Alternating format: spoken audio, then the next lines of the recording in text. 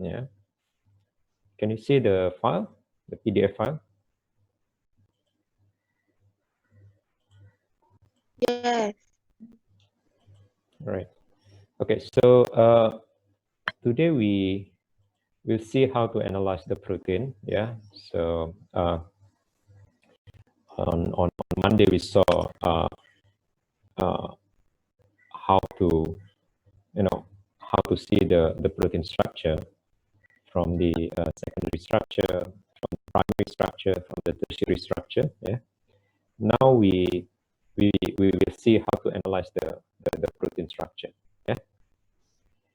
All right. So if you know the sequence of the protein, there are several tools that can predict, that can calculate the physical properties of the primary structure. If you know the sequence of the protein, if you know the amino acid composition of the protein, so you can you can calculate the physical properties like molecular weight, isoelectric point, the charge of the protein at neutral pH. That's very important. Why it's very important, I'll explain to you in my slides in my lecture today. Hydrophobicity is very important, and molar extinction coefficient. Before I continue, I would like to remind you, don't forget to sign your attendance. So it's open until 9 o'clock. Until 9 o'clock, it's closed. All right. So molecular weight refers to the mass of a molecule. So you can calculate how big the molecule is. Basically, it's the sum of the mass of each constituent atom. Multiplied by the number of atoms of that element in the molecular formula. So most of the amino acids consist of C and H. So you know the atomic mass, you can see here. And for each amino acid, you can see on the table on your right side. So for example, for alanine, that's the smallest of, not the smallest amino acid, smallest amino acid is glycine, G, you can see here. So the molecular weight for alanine is 71. And for C, for cysteine, it's 103. D, aspartic acid, is 115. So as you can see here, the average molecular weight of these amino acids is 100. That's the average. 100 plus, plus minus, of course. But in average, is around 100. Okay, so that's the molecular weight. So you can calculate. So if you know the molecular weight of each amino acid, you can calculate the molecular weight of the protein. Okay. All right. That's theoretically. Okay. So you can calculate using a lot of free softwares. You can Google a lot of free websites that provide you with free service to calculate the molecular weight of your protein. So what you can do is you just give the sequence of the protein, and then the website will calculate it for you in seconds, within seconds. So that's theoretically, but you can calculate, or you can get information about the molecular weight of your protein using experimental as well. So this is the way you get the molecular weight of the protein using experimental way, by using electrophoresis.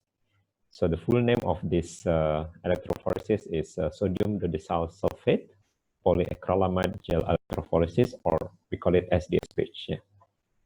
We never mention its full name, because it's too long. Normally we just call it SDSPH. So it provides a means to look at all the proteins in the cell simultaneously. So if you have a lot of proteins, if you have a lot of proteins and you want to know their molecular weight simultaneously, you can do electrophoresis. So basically, electrophoresis will separate these proteins based on their molecular weights. Okay, because they have different molecular weights, we assume. So by doing electrophoresis, they will be separated, as you can see on this blue plate. This is gel, electrophoresis gel. You can see there are several bands. There are several bands, and bands on the at the bottom is the proteins with low molecular weight, and bands at the top are proteins with high molecular weight. Right? So it travels from top to bottom. Yeah, always from top to bottom. As you can see here on the left side, yeah, that's the protein ready to travel. There's mixture of protein, yeah, in the mixture. So they are ready to travel. Once you turn on the electricity, the protein will travel, yeah, based on the principle of electrophoresis, yeah. I know as I'm sure as chemistry student, you know what electrophoresis is. So the protein travels, and during the trip, the proteins will separate. Yeah, they will separate based on their molecular weights. Yeah, the big, the larger they are, they will stay at the top. The smaller they are, they will travel far down to the bottom. Okay, so as you can see here from this blue gel, yeah, that they are actually a mixture of proteins. Yeah, and they a lot of proteins. Yeah, each band corresponds to one protein. So as you can see here, plenty of protein in the solution. Yeah. So maybe the solution is taken from a cell. Yeah, it's a very complex mixture of proteins. So these proteins are separated. Yeah, these proteins are separated, and as you can see here, there are thin band, there are thick bands. You know, the thick band corresponds to concentration. The higher the quantity of the protein, the thicker the band is. Yeah, but the smaller the amount of protein, the thinner the band is. All right. So the thin band corresponds to smaller amount of protein. The thick band corresponds to the higher amount of proteins. Yeah. All right. So when you, sorry.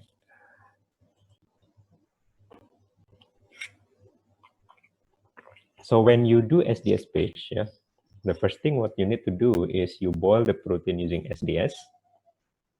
SDS is a detergent, yeah. So basically, you open the structure of protein, yeah. You denature the structure of protein using the detergent. You remember I mentioned in my previous lecture that when you boil the protein using heat, yeah, it will denature the protein. All right, it will destroy the hydrogen bond in the protein, and then the protein will be denatured. Denatured means the structure is open, and you can improve the effect of that denaturation by adding detergent. Yeah, so detergent basically will bind to the charged amino acid. Yeah, so as you can see here, after heating, the structure of protein will open. Right, so it's not a globular protein anymore. Yeah, but it opens now. Yeah, all right. So the reason why we need to heat up the protein is because the protein will travel. Yeah, the protein will travel. As you can see here, we put the protein inside the well at the top, and then the protein will travel. Big protein will stay at the top. Small proteins will travel far to the bottom. Right?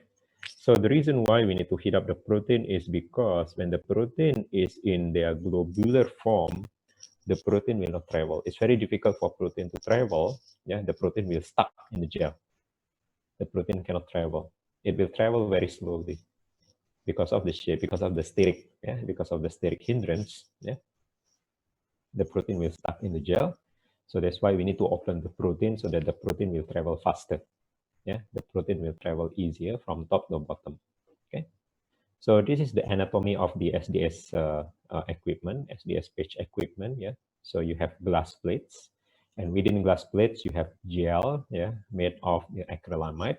Okay. So negative at the top, positive at the bottom. Yeah. So the electricity flows from negative to positive. Yeah. And you have buffer. Yeah. Buffer solution. And again, the protein will travel from top to bottom.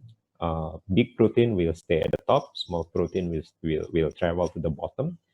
and the speed of their travel, the distance that they travel, depends on the size of the protein, right? So different sizes, if you have a mixture of protein with different sizes, they will travel differently, right? So this is how to do the experiment. Unfortunately, as a chemistry student, you don't have a chance to run this experiment. But for me, fortunately, because I took biochemistry, so I have a chance to run this experiment. Yeah, I know how to do this. So we run this equipment for 30 to 40 minutes at 200 volts. The buffer that you use is pH 8.3. It's very easy. Even you can buy the buffer. You don't have to prepare it. It's commercially available. You can buy. So the buffer consists of 3 base, yeah, glycine and SDS. And you top up with distilled water to 4 liter to fill up the chamber. Yeah, this is the chamber. And to run your SDS page, and you need 4 liter of buffer.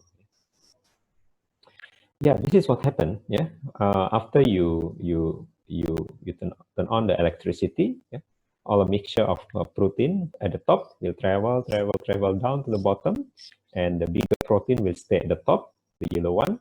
The mid-sized protein will stay in the middle, and small protein will travel to the bottom, the purple one. Yeah? So you can see the big one, the yellow one will stay at the top, the green one will travel to the middle, and the purple one will travel to the bottom, yeah, depending on the size of the protein. Okay. So the gel is porous, yeah. The gel is porous, yeah. It's not a solid gel. The gel is porous, just like agar-agar. So but it's made of acrylamide. So after the process finish, yeah, you turn off the electricity.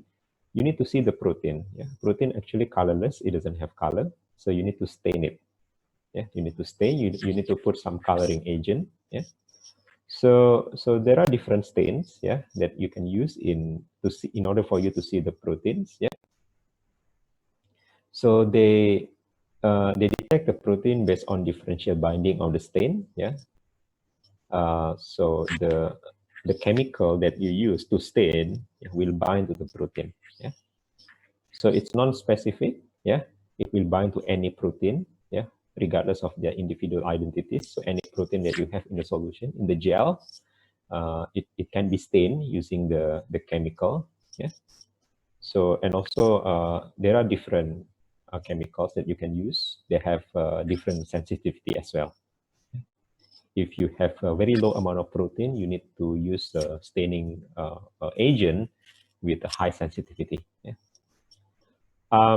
The most common one, we call it as Comasi blue, yeah, Comasi brilliant blue, CBB. Yeah. It can detect about 1 microgram of protein, so it's quite sensitive. But if you have smaller amount of protein, then you use silver staining. Yeah. Silver staining is about 100 times more sensitive. It can detect about 10 nanogram of protein. Yeah. So sometimes the protein that you isolate from something is very small. Remember, protein sometimes you isolate from cells. It's very small amount of protein, so you need to use silver staining. Okay. But if you isolate the protein in a very, the amount of protein is huge, then you can use a Comasi brilliant blue or Comasi blue. And of course, you need to quantify the proteins, right? After you stain, you see the wait, yeah. This is again, yeah, the blue gel. This is the protein after staining, yeah, using Comasi blue. During the electrophoresis, you cannot see this. Yeah, during electrophoresis, you cannot see this. You can only see this after staining. Yeah, after the electrophoresis is done, and then you put stain, and then you can see these blue bands nicely. Yeah. As you can see here, the thickness of the band correlates to the quantity of the protein, so that you can quantify roughly. You can quantify the protein by calculating the thickness of the band, yeah, using densitometry. Yeah, go back to the slides. Yeah. So you can quantify the protein using densitometry because, again, the thickness of the band correlates the quantity of the protein. Yeah. All right, so we know the quantity of protein, and another thing that we want to do is we want to estimate the molecular weight of the protein. Yeah, estimation. Yeah. So to estimate the molecular weight of the protein, we can run a standard marker. Yeah, standard marker. Yeah, which means the protein with known molecular weight. We know the molecular weight. All right. So on the left, you see this 1, 2, 3, 4, 5, 6, 7, 8, 9, 10, 10 bands. We know their molecular weight. So we run together with our sample. Yeah, our sample is here. Yeah, 1, 2, 3, 4, 5, 6, 7. Yeah, at 7 and 9. That's our sample. Yeah, it stays at the top. Yeah, it's not a mixture. It seems that it's a single protein, but the molecular weight is quite big, so that's why it stays at the top. Yeah. So to estimate the molecular weight, we need to run a marker. Yeah, it's a standard. Yeah, we know the molecular weight. They have different molecular weights, so they will travel, and then there are 10 bands. Yeah. So by looking at the standard, yeah, the molecular weight standard, we know that our sample has molecular weight around 170 to 200. Estimation. Again, this is estimation. Yeah. Around 150 to 200. Okay. How to know exact molecular weight of the protein? We have to use mass spectrometry, but of course it takes time, yeah, and it costs more money, of course. So that's why we want to get estimation. We can do this quick experiment, yeah, and we have some idea that the molecular weight maybe around 170 to 200, maybe, yeah. Then we send to mass spectrometry to get the exact molecular weight. So that's what we normally do. Yeah, we do rough estimation using SGS, and then we send it to mass spectrometry. Yeah. So this is how we estimate. Yeah, from the standard log MR. You know, the y-axis. So M is the molecular weight of the standard, and then relative migration is the distance. You can see from the gel the distance that travel. You measure from the top. Yeah, in cm you can measure it, and you can plot this. Yeah, you can plot this graph. This is called calibration curve. Yeah, and then this dot inside the circle is your unknown protein, is your protein. So from here you can estimate the molecular weight of your protein. Yeah, just like CHM342. You know, you estimate the concentration of your sample by, first you need to get the standard curve, calibration curve, yeah, and then from there you can estimate the concentration of your sample exactly like that, you know. So the principle is the same. Any questions so far? No. I hope it's quite clear. Yeah? Okay. All right. So that's about molecular weight. So molecular weight is the most important information, the most important initial information that you need to get from your protein. Yeah. When you have a protein, the first question people will ask, what is the molecular weight? Is it a big protein? Is it small protein? Is it mid-sized protein? You know, so that's the first information you need to get when you isolate the protein from somewhere, from blood, from cells, from animals, from plants, from anything. First thing you need to do is the protein is there and how big the protein is, how big the stuff is. Yeah. So this is the second information. Yeah, you can get theoretically. Yeah, it's isoelectric point. Yeah, that's the pH at which a protein has a net charge at 0. Yeah. So you can predict. Yeah. So why we want to know this information? Because if the protein has 0 charge, yeah, when the protein has 0 charge, it's not soluble in water. Yeah, the protein is not soluble because it's 0 charge. Charge is 0, the protein is not soluble in water because there is no charge to interact with water molecule. Because the principle of solubilization, when you solubilize something, they must have some electrostatic interaction, yeah, or polar-polar interaction between your solute and water molecules. Yeah, water molecules has O and H. Yeah, it has electronegativity. It has electropositivity. Yeah. So if you want to solubilize your molecule, your solute, you have to make sure that your molecule has some charge. Yeah. So there is an electrostatic interaction with water molecule. But if it doesn't have charge, the charge is zero, your protein will become insoluble in water. Yeah. So it's very important for us to know in what pH your molecule has zero charge, so we don't keep the protein in that pH. For example, as you can see here at this graph, yeah, x-axis is different pH, y-axis is different charge. So as you can see here at pH 5.5, the protein has zero charge. So you know that when we use pH 5.5, your protein will become insoluble. It depends. Sometimes we want our protein to be insoluble. Yeah, sometimes, yeah, for some reason. Yeah. For example, if we want to keep our protein in long time, for months, for years, so we need to make our protein insoluble. Okay, because if the protein is soluble, your protein cannot survive in very long time. Yeah, because your protein becomes prone to degradation. Yeah. So when you want to store your protein, inside the fridge for a very long time, so normally we adjust the pH until the pI, so the protein become insoluble, so we can keep it in a very long time. Yeah. But if you want to use your protein right now for some analysis, you need to get your protein solubilized. So you have to adjust the pH so that it doesn't fall into the pI. Yeah. You need to avoid the pI. In this case, you need to avoid pH 5.5, because once the pH is 5.5, your protein becomes insoluble. Yeah? It becomes rock, basically, becomes solid. Yeah? So that's the reason why we need to know the pI. So theoretically, as I showed in the previous slide, you can you can calculate the pI if you know the sequence of the protein. And again, it can be done using a lot of free software. You can just Google it. You put the sequence of the amino of the protein, and then within second you can get the pI value. Yeah?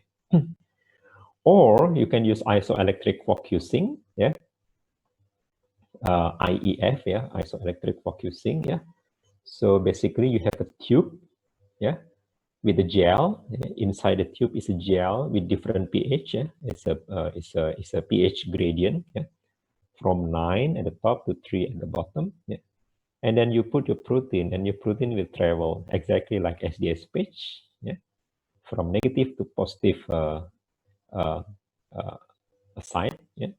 So, and then your protein will travel not based on the molecular weight, but the protein will travel based on pH.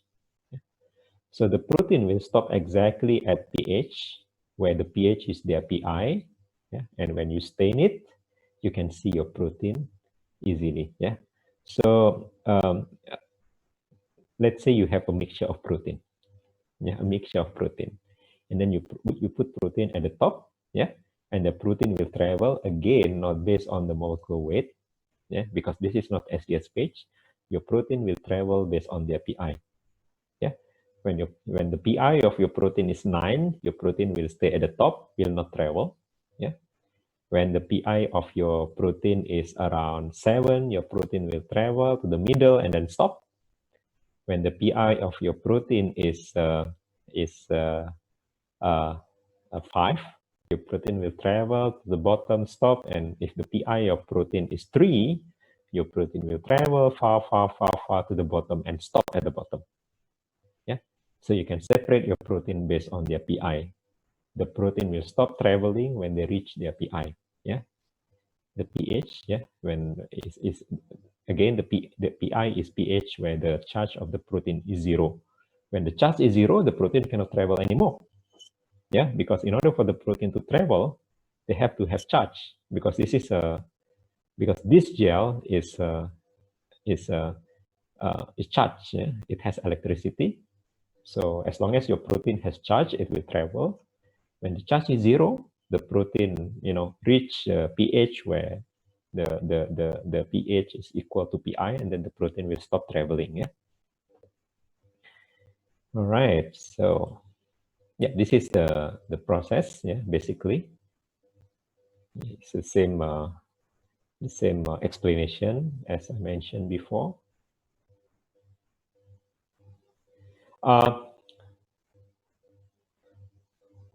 So the calculation is only approximate, yeah, plus minus 1 pH, yeah, because it does not include tertiary structure interaction. If your protein has tertiary structure, then it's a bit tricky, yeah, because in isoelectric point calculation, we don't put SDS. It's different from electrophoresis, yeah, that we saw before in SDS pitch. We put SDS and we hit the sample, so we open the structure. The protein lose the tertiary structure, so the protein can travel regardless the structure that they have. Yeah? But in isoelectric point, yeah, IEF, isoelectric focusing experiment, yeah, we don't include tertiary structure interaction. If your protein has tertiary structure, it's a bit tricky. Yeah. And normally people calculate the isoelectric point when they want to purify the protein, because they have to know exactly in what pH the protein become insoluble, so they try to avoid that pH. Yeah.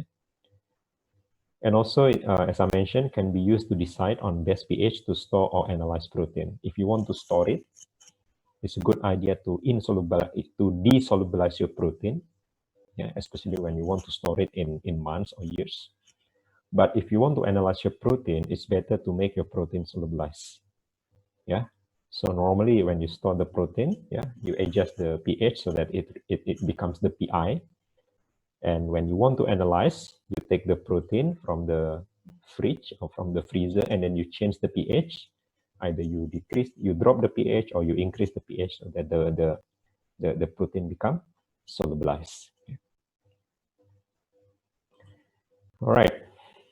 So another parameter that normally we want to know is hydrophobicity. Yeah. Because we want to know whether the protein can be solubilized in water. Yeah. As I mentioned before, to make sure that your protein is soluble in water, you have to know the charge of the protein. But other than charge, there is another factor that affect the solubility of the protein, which is the hydrophobicity. Yeah. If your protein is too hydrophobic, your protein cannot be soluble in water. If your protein is hydrophilic, then it's good for the solubility in water. Yeah. Different amino acid will have different hydrophobicity. Amino acid like phenylalanine is very hydrophobic. Yeah.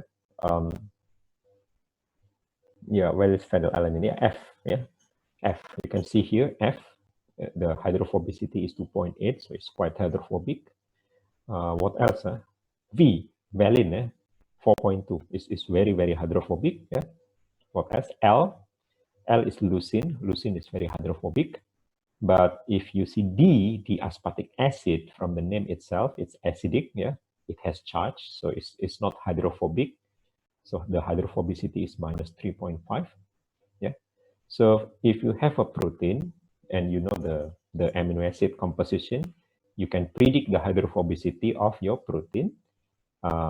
Again, using software, yeah, a lot of free software on the internet. You can Google it. You can put the sequence of the amino acid, the sequence of the protein, and from there you can get the hydrophobicity of your protein within seconds. Yeah. So from here you can predict the solubility or the stability of your protein, or even the location of your protein inside the cell. Yeah. If the protein is hydrophobic, normally your protein is located in the cell membrane, because the cell membrane is hydrophobic. Yeah, it has fat layer, so we can predict. Yeah. Yeah. Remember this? I saw you in my introductory slides. Yeah. So different amino acid will have different hydrophobicity. They have different polarity. So the hydrophobic amino acid is in blue. Yeah. Light blue, yeah, phenylalanine, alanine, leucine, methionine, isoleucine, tryptophan, proline, phthalate. Yeah. If you don't remember the names, fine. You know, I mean, after one semester, you will remember all these names. Yeah. So we have this basic amino acid, but they charge. Yeah. So they are not hydrophobic: histidine, arginine, and lysine. Yeah. So the hydrophobic amino acids are in light blue. Yeah. Phenylalanine, alanine, leucine, methionine, isoleucine, tryptophan, proline, and valine. Okay. All right. Another thing that we want to know, yeah, another information that we want to know from our protein is molar extension coefficient. Remember your CHM342? Yeah, kita dah lupa. 342, Beer's law, Lambert-Beer's law, A equal to epsilon B times C. Remember that? The epsilon is molar extension. The epsilon, yeah. A equal to epsilon B C. Yeah, the epsilon is molar extension. So it's specific for each chemical species. You have different molecules, they have their own epsilon. Yeah, so it's specific for each molecular species. Yeah, so it's so including in protein. Yeah, in protein chemistry, every protein they have their own E. They have their own epsilon. Yeah, they have their own molar extension. So we want to get this because by knowing this, yeah, we can calculate the concentration of the protein. Yeah, using Beer's law, yeah. Lambert-Beer's law. Yeah. So we can easily calculate the concentration of protein at 280 nanometer. Yeah, because at 280 nanometer, the light will be absorbed strongly by tryptophan, tyrosine, and cysteine. You know, so it will absorb the 280 nanometer. So we can calculate the concentration of protein if we know the molar extension. Yeah. So using Beer's equation, absorbance A equal to epsilon times B times C. If we know the absorbance, we know the molar extension, we know the epsilon, we know B. B is the is the length of the cuvette. Normal is 1 centimeter. So we know the concentration. Yeah. Ingat lagi ke? CHM342, Beer's law. Kalau tak ingat, you need to go back to your slides. Remember kan? In my CHM3402 class, I told my student, you can forget all the information, all the concept, except Beer's law. Beer's law is the most important concept in chemical spectroscopy.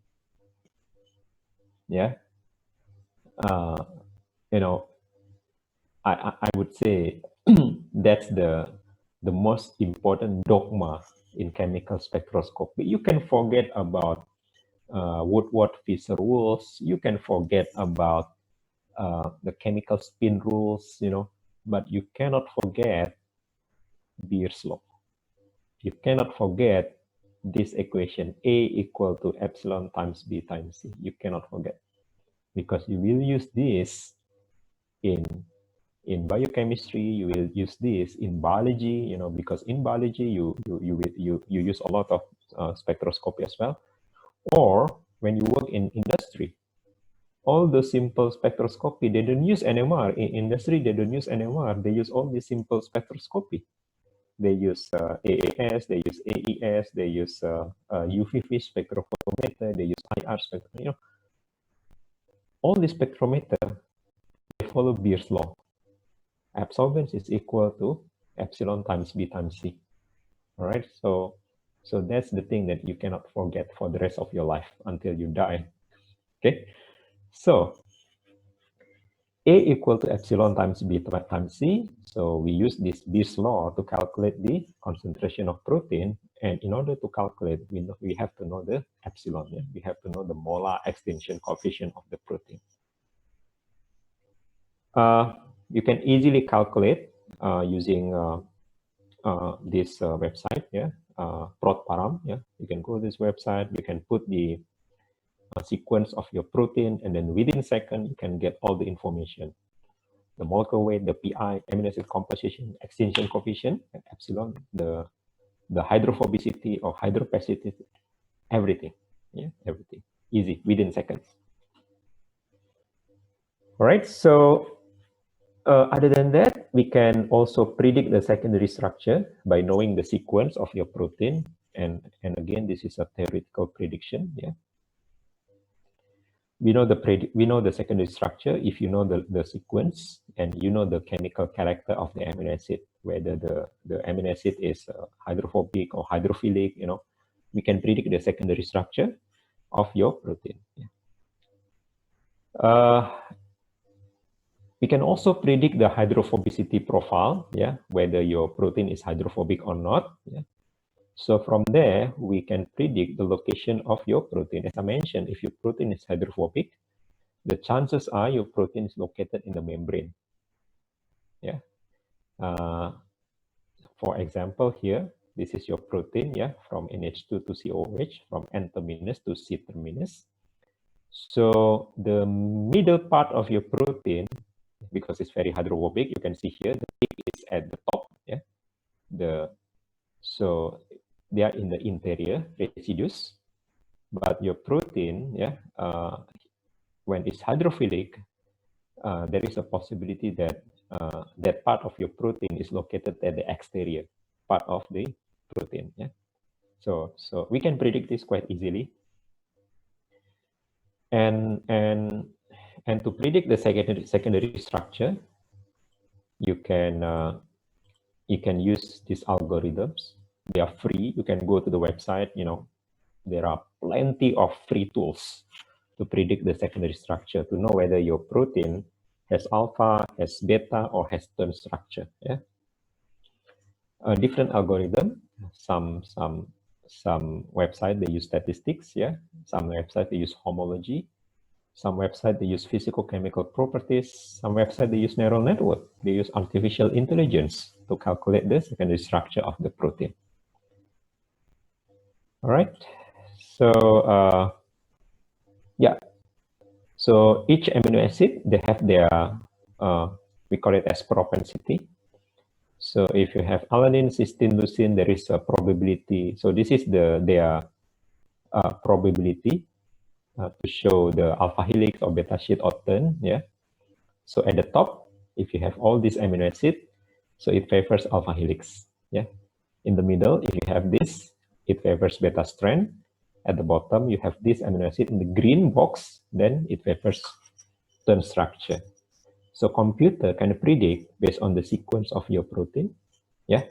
Can predict whether you have alpha or beta or turn or it's mixture of alpha and beta and turn. Yeah. It can be predicted in the computer. This is one of the website, this free website. Yeah, one of the website from hundreds of websites that you can use. Yeah, so don't stick to this website. You can Google protein secondary structure prediction. It will give you hundreds of free software. Yeah. So, all right, this is quiz one. You can do it at home. You can send to Putra Blast on Friday, so you don't have to rush. Yeah. You take protein P03472 from UniProt database. What is UniProt database? Just Google it. Yeah. Google it, man. You don't have to ask me. Just Google. Google is smarter than me. Yeah, but I'm wiser than Google. Google is smart, but they are not wise. Yeah. So you can go to UniProt. What is UniProt? You can Google. Yeah, it's a database of protein. Yeah. So you just type P03472, yeah, in the query column, and then you get the sequence. Of course, you can get the sequence from UniProt and calculate the molecular weight and PI. How? Google. Yeah, I show you all these basic principles and some website as well, and it's your job to expand the knowledge. Yeah, I don't want to spoon-feed you. All this basic information is given to you. Your job is to expand the knowledge. Yeah, I show you one website. This one. Of course, you don't have to stick to this one website. This is only one example of free website to calculate the protein secondary structure. To calculate the molecular weight and PI value, plenty of websites that can give you that information. Identify whether this protein has any transmembrane region. In the previous website, I go back. See, you go this TMPRED.